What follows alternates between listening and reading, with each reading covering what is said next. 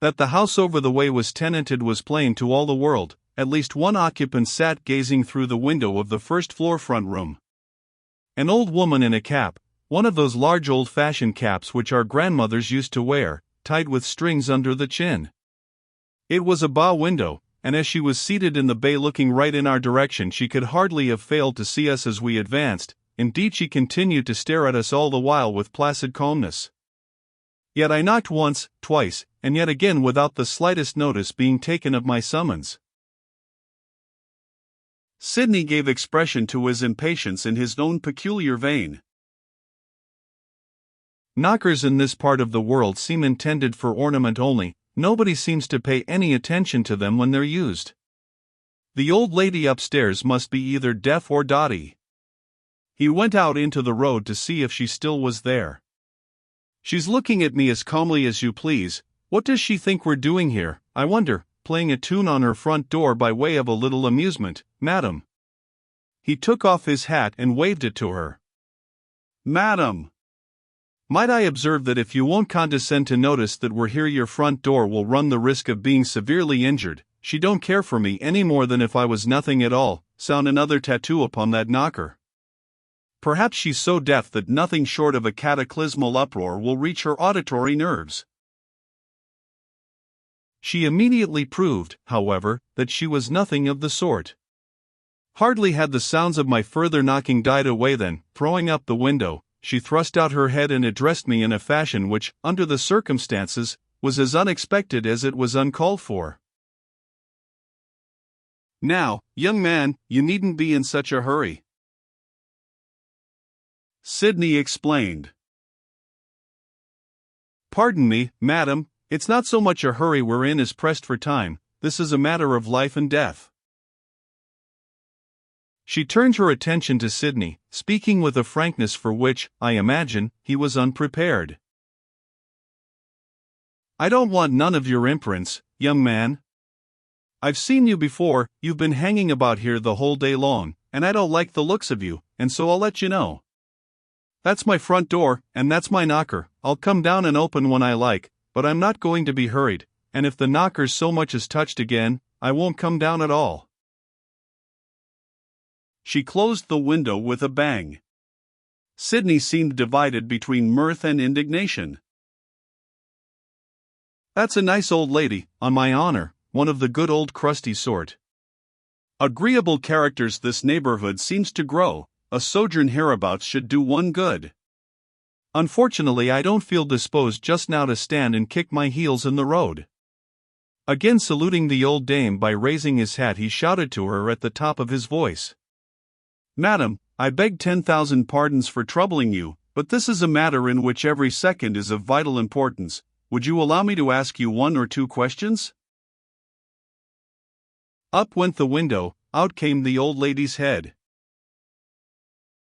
Now, young man, you needn't put yourself out to holler at me. I won't be hollered at. I'll come down and open that door in 5 minutes by the clock on my mantelpiece, and not a moment before. The fiat delivered, down came the window. Sidney looked rueful. He consulted his watch.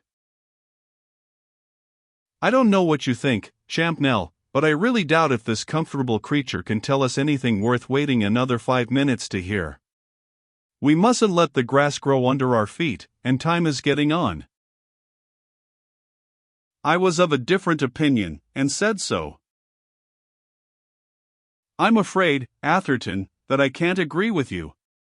She seems to have noticed you hanging about all day, and it is at least possible that she has noticed a good deal which would be well worth our hearing. What more promising witness are we likely to find? Her house is the only one which overlooks the one we have just quitted. I am of opinion that it may not only prove well worth our while to wait 5 minutes, but also that it would be as well, if possible, not to offend her by the way. She's not likely to afford us the information we require if you do. Good. If that's what you think, I'm sure I'm willing to wait, only it's to be hoped that that clock upon her mantelpiece moves quicker than its mistress. Presently, when about a minute had gone, he called to the cabman. Seen a sign of anything? The cabman shouted back. "Ne'er a sign, you'll hear a sound of popguns when I do." Those 5 minutes did seem long ones. But at last Sidney, from his post of vantage in the road, informed us that the old lady was moving. "She's getting up, she's leaving the window, let's hope to goodness she's coming down to open the door." That's been the longest 5 minutes I've known. I could hear uncertain footsteps descending the stairs. They came along the passage. The door was opened on the chain. The old lady peered at us through an aperture of about 6 inches. "I don't know what you young men think you're after, but have all 3 of you in my house I won't. I'll have him and you." A skinny finger was pointed to Lessingham and me, then it was directed towards Atherton, "but have him I won't. So if it's anything particular you want to say to me, you'll just tell him to go away." On hearing this, Sidney's humility was abject. His hat was in his hand, he bent himself double. "Suffer me to make you a million apologies, madam, if I have in any way offended you. Nothing, I assure you, could have been farther from my intention, or from my thoughts." "I don't want none of your apologies, and I don't want none of you neither. I don't like the looks of you, and so I tell you. Before I let anybody into my house you'll have to sling your hook." The door was banged in our faces. I turned to Sidney. "The sooner you go the better it will be for us. You can wait for us over the way." He shrugged his shoulders, and groaned, half in jest, half in earnest. "If I must, I suppose I must. It's the first time I've been refused admittance to a lady's house in all my life. What have I done to deserve this thing? If you keep me waiting long I'll tear that infernal den to pieces." He sauntered across the road, viciously kicking the stones as he went. The door reopened. "Has that other young man gone?" "He has." "Then now I'll let you in." "Have him inside my house I won't." The chain was removed. Lessingham and I entered. Then the door was refastened and the chain replaced.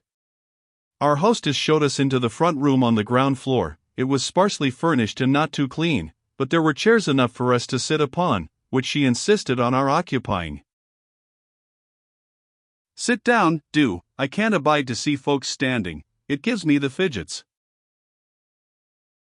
So soon as we were seated, without any overture on our parts, she plunged in medias res. "I know what it is you've come about, I know. You want me to tell you who it is as lives in the house over the road. Well, I can tell you, and I dare bet a shilling that I'm about the only one who can." I inclined my head. "Indeed.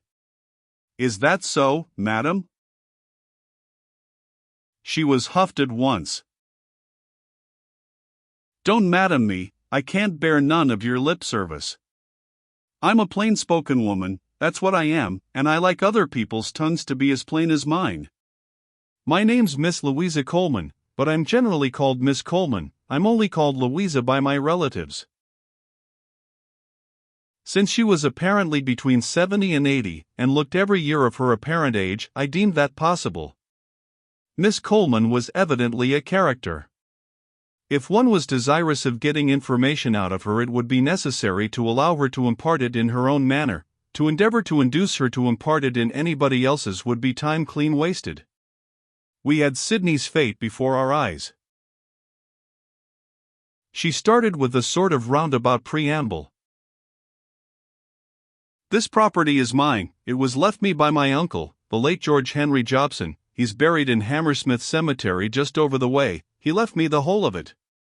It's one of the finest building sites near London, and it increases in value every year, and I'm not going to let it for another 20, by which time the value will have more than trebled, so if that is what you've come about, as heaps of people do, you might have saved yourselves the trouble. I keep the boards standing, just to let people know that the ground is to let, though, as I say, It won't be for another 20 years, when it'll be for the erection of high-class mansions only, same as there is in Grosvenor Square, no shops or public houses, and none of your shanties. I live in this place just to keep an eye upon the property, and as for the house over the way, I've never tried to let it, and it never has been let, not until a month ago, when, one morning, I had this letter. You can see it if you like. She handed me a greasy envelope which she ferreted out of a capacious pocket which was suspended from her waist, and which she had to lift up her skirt to reach. The envelope was addressed, in unformed characters, Miss Louisa Coleman, The Rhododendrons, Convolvulus Avenue, High Oaks Park, West Kensington. I felt, if the writer had not been of a humorous turn of mind, and drawn on his imagination, and this really was the lady's correct address, then there must be something in a name. The letter within was written in the same straggling, characterless calligraphy. I should have said, had I been asked offhand, that the whole thing was the composition of a servant girl. The composition was about on a par with the writing.